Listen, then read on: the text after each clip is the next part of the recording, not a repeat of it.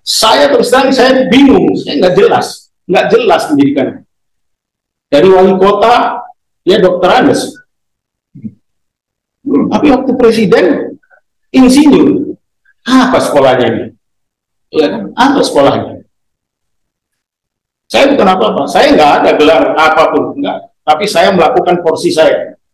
Saya tentara, saya harus selesaikan akabri saya selesaikan kelapa saya selesaikan sesko TNI saya selesaikan sesko angkatan, sesko TNI, dan Lemhanas. Saya selesaikan, karena itu kewajiban saya. Apa saya harus ngambil seperti sini kan, Dr. Antoni, Dr. Anton, enggak, itu bukan porsi saya.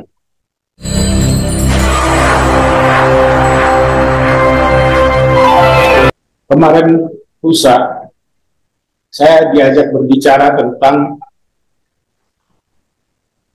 judicial review untuk apa itu, impres dan perpres apa dari impres dan perpres yang ditimbulkan oleh Jokowi. Saya melihat ini bagian daripada apa ya, kesombongan yang tidak bisa kita ukur, sangat arogan. Bagaimana bisa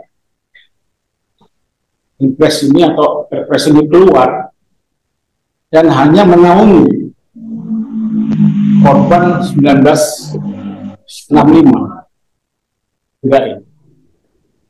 Tapi saya ingin pertanyakan bagaimana korban yang terjadi tahun 48 di Madiun, ataupun korban di Ngawi, yaitu rombongan Gubernur Suryo dengan 102 pengikutnya, dibantai habis oleh PKI. Ini yang harus kita pertimbangkan. Inilah yang saya sampaikan ini adalah ini bagian daripada arogansi kekuasaan. Nah, saya ingin berangkat mungkin dengan video tadi, Jokowi bertanggung jawab untuk darurat korupsi di Indonesia. Betul, karena darurat korupsi di Indonesia ini sudah menyeluruh. Kalau boleh saya katakan, mungkin orang-orang yang sekolah yang sudah pernah belajar di Lemhanas tahu itu Ancagatra atau berapa itu 8 gatra itu. Kecuali kalau mereka yang nggak sekolah di sana di Jokowi, makanya dia nggak tahu, dia langgar saja itu bilang itu. Kita mulai yang dari ideologi itu sudah mulai dilanggar. Politik dilanggar. Undang-Undang Dasar 45 dilanggar dengan amandemen. Dan inilah yang sekarang dipakai referensi untuk segala macam perbuatan melalui Undang-Undang Dasar tahun 2002. Dengan Undang-Undang Dasar itu semua jadi bisa dibenarkan. Belum lagi kalau kita bicara masalah politik. Saya tidak tahu politik, tidak tahu hukum. Ya. Di situ digambarkan bagaimana hukum itu dilanggar seenaknya dengan adanya impres dan perpres yang mewajibkan seluruh kementerian, seluruh instansi pemerintah untuk melindungi korban itu. Nah, korban ini siapa? Korban ini siapa? Kalau kita lindungi semua, ini kan sama dengan melindungi satu hak, yaitu korbannya PKI. Ini landasan saya pada waktu saya bergerak di pada waktu di Kalibata, saya ingin menyambangi makam para pahlawan kita, pahlawan revolusi. Enggak boleh. Saya nggak ngerti, enggak boleh. Terus saya ke Jogja, saya ingin menyambangi makam Pak Dirman. Sampai dengan pagi itu sudah siap upacara segala macam. Begitu didengar, siapa ini?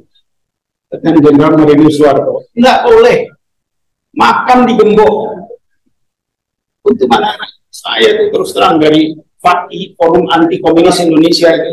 Nggak kurang akal. Kalau disiapkan, dia lompat pagar, bawa bunganya, ditaruh di karangan. Apa alasan saya nggak boleh ke makam Panglima besar saya itu? Apa? Ini yang saya nggak bisa mengerti.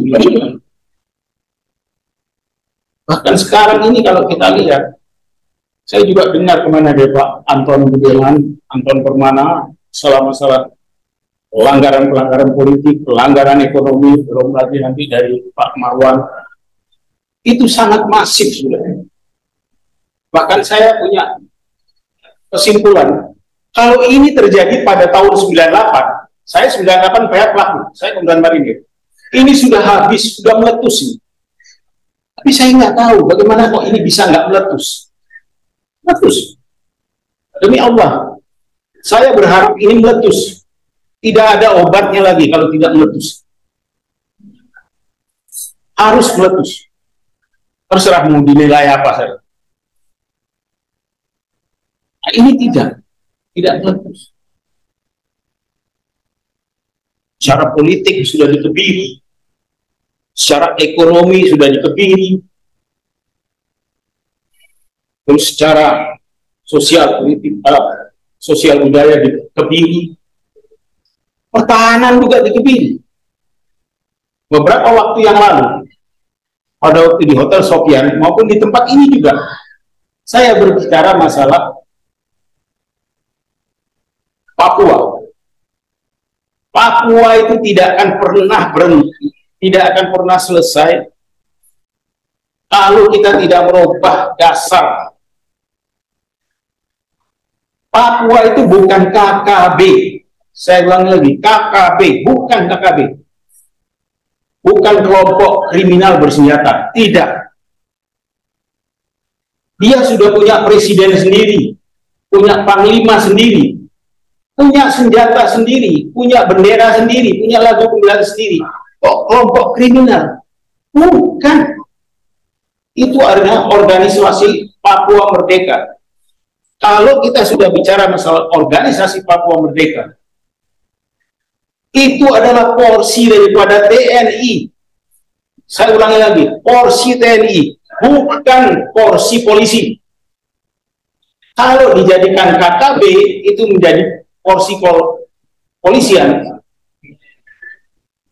Yakin saya, hakul yakin saya, sampai negara ini kiamat tidak akan selesai. Kenapa? Karena ada maksud tertentu di balik itu. Kalau tidak terselesaikan KKB, anggarannya itu kan mengalir terus. Dari tahun ke tahun mengalir terus anggaran itu. Kemana mengalirnya? Ya ke polisi, saya bilang. Jadi nanti itu dibuat seperti apa? Seperti operasi lilin, operasi ketupat, dan lain-lain sebagainya. Itu bagian daripada kenikmatan. Tidak.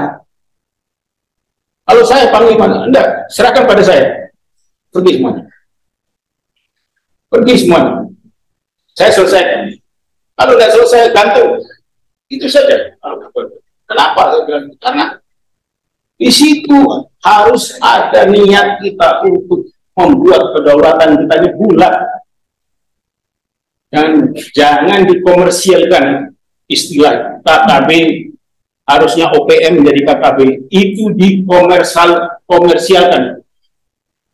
Percaya saya, terserah. Kalau orang bilang, oh Pak Harto itu suzon, tapi nggak apa-apa. Apa di dalam undang-undang ada orang suzon itu dihukum? Enggak kan? Boleh suzon. Kalau salah, terserah. Saya mendukung dan mau apa. Tapi itu sudah tidak benar. Coba, ABRI datang dalam 3 kelompok di sana, di tengah hutan. Kok tahu diserang? Kan nggak mungkin. Kenapa? Salah kita umumkan. Berangkat ke sana pasukan kita 3 habis. Kenapa saya katakan habis? Satelit Amerika itu jangankan orang dalam 3 kelompok itu tahu, enggak.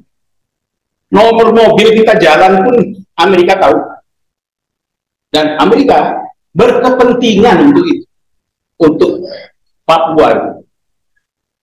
Terus siapa lagi berkepentingan? Cina berkepentingan. Di sana tuh perusahaan mereka, baik yang gelap maupun terang, sudah ada di sana. Mau bicara siapa lagi? Polisi, jelas dia berkepentingan. Kepentingan apa? Supaya tetap KKB. Terus Australia juga berkepentingan. Dia menginginkan juga Papua Barat, Papua Timur ini, karena di barat dia sudah tidak ada apa-apanya. Di Pulau Bougainville itu sudah habis, batu bara kayak apa sudah habis. Dia perlu di sini. Nah, itu siapa lagi selain dia? Ya jelas selain dia itu punya kepentingan, karena yang ditahan itu adalah warga negara dia. Jangan-jangan justru pilot yang ditahan itu punya alat komunikasi untuk ngasih tahu ke saya. Jadi siapa lagi? Lawan kita 5. Satu lagi siapa? Papua Nugini.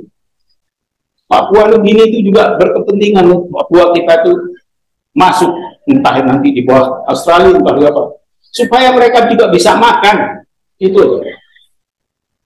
Nah, akhirnya saya katakan, saya lakukan sendiri. Dan setiap ada operasi, gerakan operasi, jangan sampai diumumkan. Begitu diumumkan, besok anak kita habis ditangkap, kayak dihajar gitu. Saya punya pengalaman di tim-tim. Kalau saya operasi tanpa operasinya senyap, tidak pernah ada korban anak buah, korban mereka. Tapi begitu dikasih tahu, oh ini ada jagung bantuan dari pemerintah, supaya diambil itu. Besoknya anak buah saya kena berapa? Itu juga begitu kan. Jadi sini, anggaplah ini kemarahan, ya memang saya marah. Urusan. Tidak enak kita. Oleh karenanya nanti, karena ini, korupsi ini sudah masuk pada korupsi Polexos Butmil agama, masuk di sini. Maka saya teruskan secara detail, saya yakin adik-adik saya yang akan membeberkan seperti apa. Mungkin tadi saya beberkan tentang masalah yang berkaitan dengan kedaulatan, masalah dengan porsi TNI. Tapi nanti saya yakin kita akan mendengarkan bagaimana korupsi di politik, bagaimana korupsi di ekonomi. Kemarin yang di Kempang itu kan korupsi apa? BTS apa-apa. Ada yang lebih besar dari itu, korupsi yang disembunyikan. Begitu juga korupsi bidang sosial budaya dan lain-lain. Ada semua. Nanti akan dibuka sama rekan kita berbicara untuk membuka itu. Agar supaya tahu, Republik ini sudah sulit didandani. Bahkan tadi sebelum berangkat, saya membaca itu. Di WA, pernyataan anaknya Aidit. Apa artinya ini? Mereka bertahap itu. Bertahap. Ada lagi yang menghendaki partai bertahap supaya Pancasila berubah jadi Trisila, menjadi Ekasila. Kalau Ekasila jadi nanti terus Ekasila itu dimanfaatkan. Ekasila itu siapa sih? Gotong royong? Bukan. Jangan Ekasila itu jadi komunis. Habis Republik ini. Habis Republik ini. Jadi komunis. Waduh. Karena saya sudah dengar juga anaknya Aidit ngomong gitu. Padahal negara kita negara agamis. 87% Islam. Sisanya non-Islam tapi beragama. Yang ateis berapa puluh orang itu yang sisa-sisa. Nah, tidak. Mari kita sekarang bergabung jadi warga negara yang betul-betul agamis. Nah, inilah pesan saya. Satu lagi yang ingin saya sampaikan. Sulit keadaan ini akan menjadi baik kalau saya lihat dari pencalonan yang ada sekarang. 3 calon. Tiga calon boleh dikatakan nuansanya sangat kental dengan apa yang kita sebut sebetulnya petugas politik, apa petugas partai. Bagaimana bisa negara begini besar dipimpin oleh petugas partai? Ya otaknya hanya untuk partai. Padahal negara 278 sampai 280 juta manusia ini tidak bisa dipimpin oleh petugas partai. Harus dipimpin oleh negarawan. Negarawan. Jadi kalau dipimpin oleh petugas partai, otaknya hanya untuk partainya aja. Apa partainya itu bisa menyelesaikan? Partai apa yang bisa menyelesaikan negara? Apa? PDIP? Enggak bisa. Wawasan dia juga enggak lengkap kok itu. Apa Bu Megawati bisa menyelesaikan? Enggak. Tidak bisa dia menyelesaikan itu. Dia bukan negarawan. Kalau ingin melihat siapa negarawan, dilihat dari rekam jejak dia. Rekam jejak yang paling bisa kita lihat adalah dari pendidikan. Dari tiga itu yang pendidikannya ada Lemhanas itu cuma satu. Cuma satu. Ya, enggak ada. Makanya kalau saya lihat, kalau orang Jawa bilang blegernya, di mendiring itu enggak ada. Kelihatan sebagai pemimpin. Udah. Jadi kita harus lihat juga rekam jejak. Salah satu rekam jejak yang sekolahnya. Ada yang sekolah nggak karuan-karuan. Kalau dari tentara kita rekam jejak itu harus lihat apakah dia dari AKB, minyak di kelapa, Sesko TNI, Sesko Angkatan, Sesko TNI, dan Lemhanas. Kalau nggak komplit itu, rekam jejaknya nggak komplit. Rekam jejaknya nggak komplit. Apalagi kalau nggak mengenal sama sekali itu, ya, sama sekali nggak mengenal. Seperti misalnya Joko Widodo. Saya terus terang saya bingung, saya nggak jelas pendidikannya. Dari wali kota, dia dokter Andes. Tapi waktu presiden, insinyur. Apa sekolahnya ini? Ya, apa sekolahnya? Saya bukan apa-apa, saya nggak ada gelar apapun, enggak. Tapi saya melakukan porsi saya. Saya tentara, saya harus selesaikan akabri saya selesaikan kelapa saya selesaikan Sesko TNI saya selesaikan Sesko Angkatan, Sesko TNI, dan Lemhanas. Saya selesaikan, karena itu kewajiban saya. Apa saya harus ngambil seperti sini kan, Dr. Antoni, Dr. Anton, enggak, itu bukan porsi saya. Itu juga Lemhanas. Itu saya salut. Tapi satu yang saya lihat, berapa kali sekarang Gubernur Lemhanas itu bukan orang Lemhanas, tidak pernah sekolah di Lemhanas, mau dibawa kemana Republik ini? Sudah jadi petugas parpol, partai politik, ya juga tidak Lemhanas. Apa kualitasnya? Semoga itu bisa didengar. Terima kasih. Wassalamualaikum warahmatullahi wabarakatuh. Baik, terima kasih.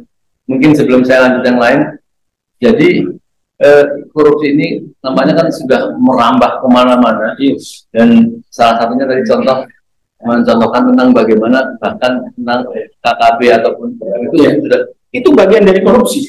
Jadi apakah korupsi apa yang disampaikan Pak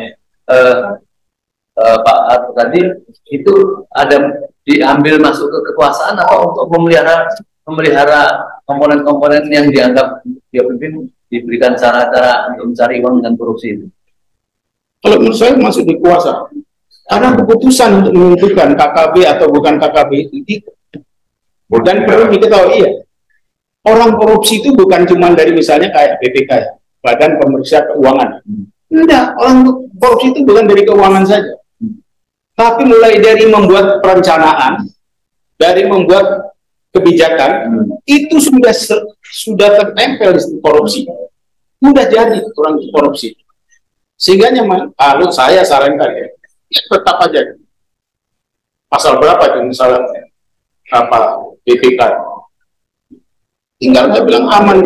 Adendum, di dalam adendum itu diterangkan bahwa BPK ini bukan cuma badan pemeriksa keuangan, tidak lengkap, tapi harusnya badan pemeriksa kinerja negara. Sehingga nanti kalau di bawah kinerja negara itu saya ada 3. Ada badan pemeriksa kinerja legislatif, ada pemeriksa yudikatif, dan ada eksekutif. Tapi sekarang ini juga korupsi. Dan maaf, ada nggak pemerintah kita yang punya badan pemeriksa dan pengawasan daripada kinerja negara, kinerja pemerintah?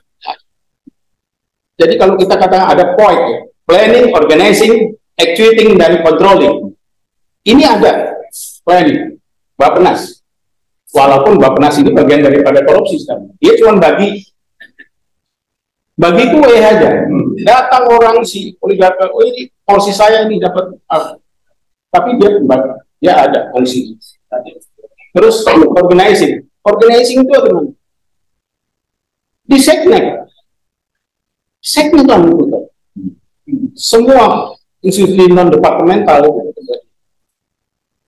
Actuating semua menteri-menteri daripada yang menangani bidang-bidang itu. Walaupun kenapa jadi menterinya dari partai semua, mereka berebut. Jadi dia punya misi, saya untuk menjalankan pemerintahan, tapi jangan lupa saya dari partai, saya juga menjalankan misi daripada partai.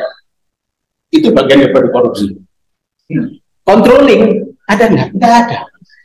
Kalau kita lihat, oh ada Pak, di departemen ada iri. Iri itu undergo daripada menteri. Kita ingin inspektorat itu yang independen, langsung di bawah presiden.